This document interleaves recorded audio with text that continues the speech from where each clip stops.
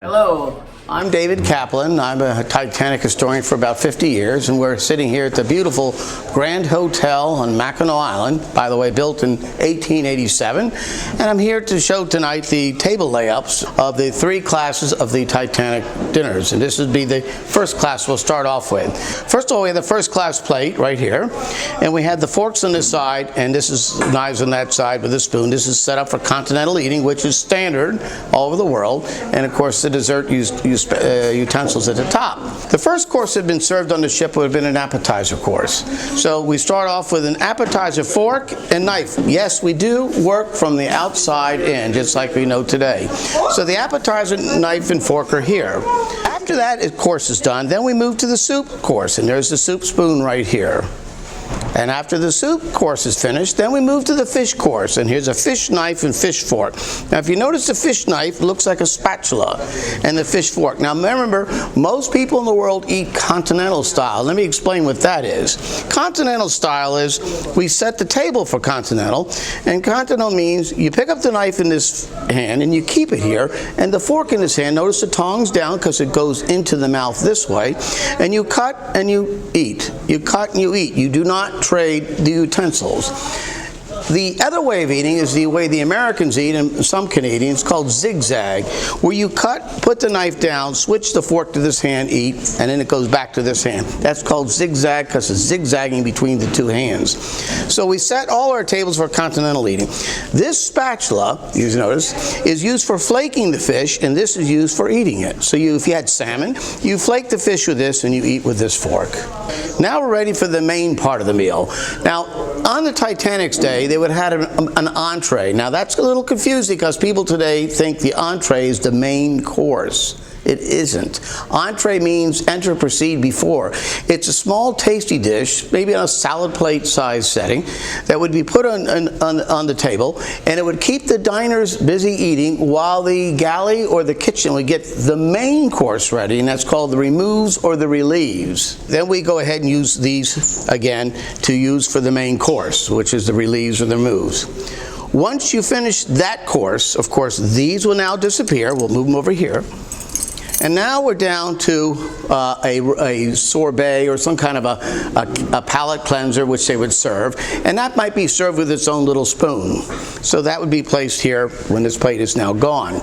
And I don't have the dessert plate here, but it would be a smaller plate than this. So once this is gone, then a salad plate would be coming out, and we sit it down here. Now, why did we serve the salad after the main course back then? It always was back then. Today we serve it before. The reason why we serve the salad afterwards, we served our hot foods first. And here's your salad knife and fork. Once the salad is finished, we're ready for the dessert, or the sweets as the British call it. These are the dessert utensils up here. Notice how the handles go. The handles indicate how they come down. We reset the table with them. So the server or the waiter would come around and take the two spoons and bring them down in the fork. Now the table is reset for the sweets or the dessert. Dessert spoon, dessert fork. The dessert spoon, notice, is like a table-sized spoon. Okay, this would be used for coffee or tea. Once that is finished and the dessert is gone, these utensils disappear. Now we're down to the fresh fruit and cheeses that would be put out at the end of the meal. Here's your fruit knife and fruit fork. Again, the server would bring the fork down. Notice the handle of the knife brings it over here. And now we do the end of the meal with the fresh fruit and the cheeses. So then that concludes the meal. Notice it's a multi-course meal. Now, another thing I want to comment about the meal itself. This is the menu card. If you notice, there's the menu. It's kind of fine print here, but it doesn't look like today's menus. These are not pre-packaged courses like today. In other words, you assembled your main course. How you assembled it is you would order the roast or whatever you might want to order. It would come by, and the waiter would then come by with silver service. Silver service means the waiter would hold the silver pan in one hand with the vegetables, and using the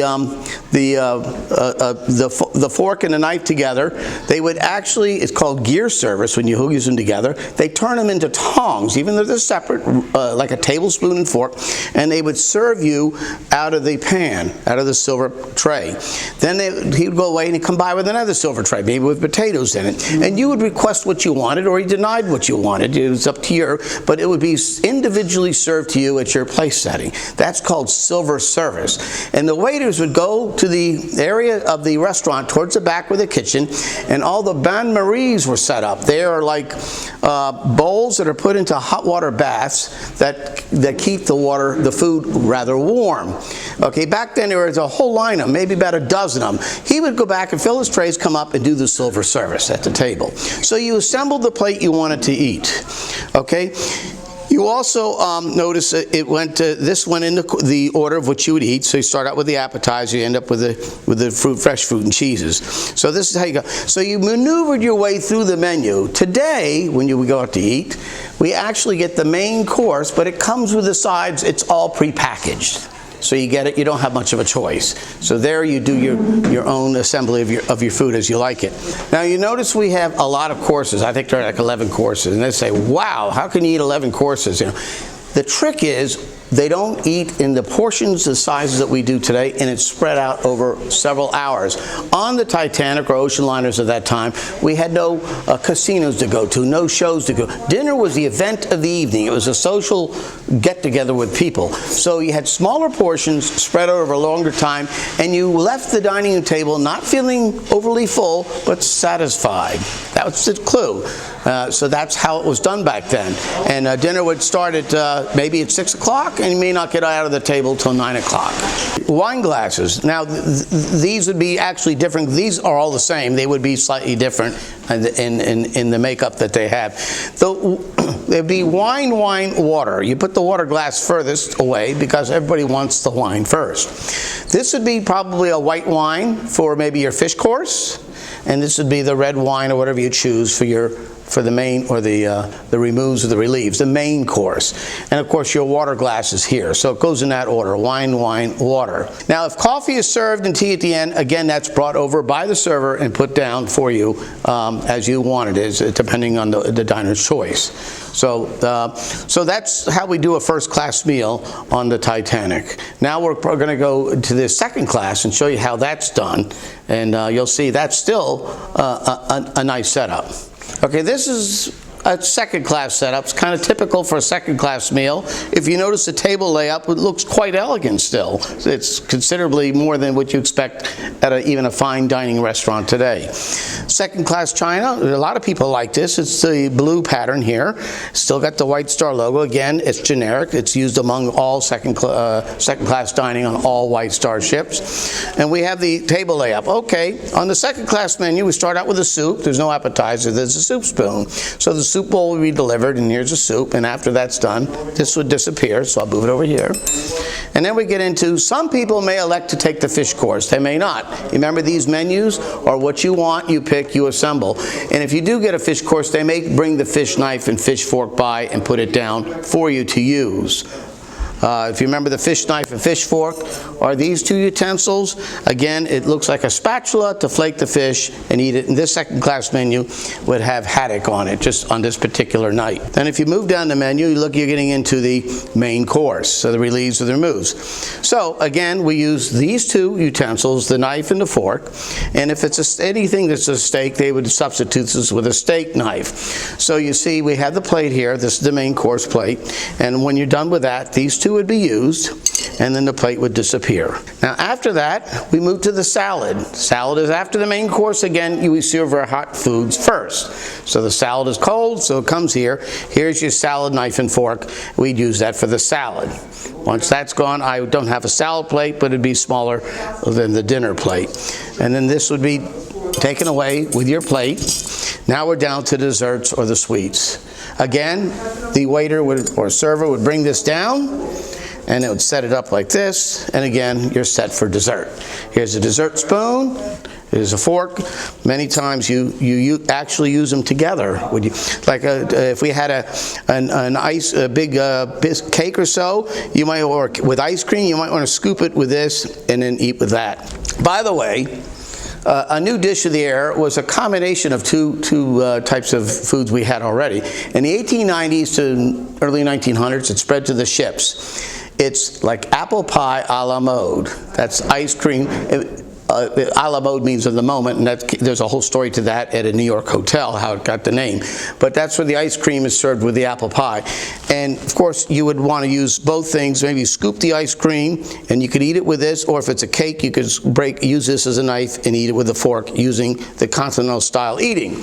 So these two would now disappear with the desserts, okay? And here you're left with the coffee or teaspoon. So again, the glasses here, wine, water, because we do have a fish course available, and the main course. These were the optional wines that you would purchase. Remember, wine was optional, just like today.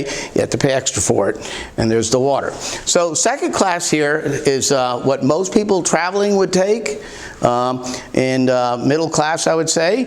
And that's certainly fancier than we do at most restaurants today. Now the next thing we're going to do is move to third class. See how they ate. Now we have third class. Now third class was served in an early and late setting. And here's a menu card, not a menu card, the place it told you about first and second seating. And notice it's in different languages because third class passengers spoke a variety of languages. So they covered about 3 different languages here so that people knew where to sit. This is the menu for third class. As you see, it's rather simple, but as simple as it is, I'm telling you, that's better eating than most people do at their homes today. So we start out with a vegetable soup. So again, you'd have a soup bowl here, and here's the spoon used for the soup. Now, a word about the plates. Notice it's very plain. Again, the White Star logo. Again, this would be shared among all the ships of the White Star line. So if you notice, first, second, third class all had the White Star label. So the soup would be served, and after the soup is served, of course, the soup would be gone. The next thing in the course would be your main course. And this is that Sunday night, so it'd be roast pork with sage and pearled onions. That sounds like a Sunday dinner to me, doesn't it? So they would serve that dish. Of course, here's your silverware, and of course, it came with the choice of the green peas, boiled potatoes. This is that last Sunday night. So when you're done with that, these things would disappear. Okay. Again, this would be brought down, and we're now set for dessert. And dessert that was plum pudding with a sweet sauce.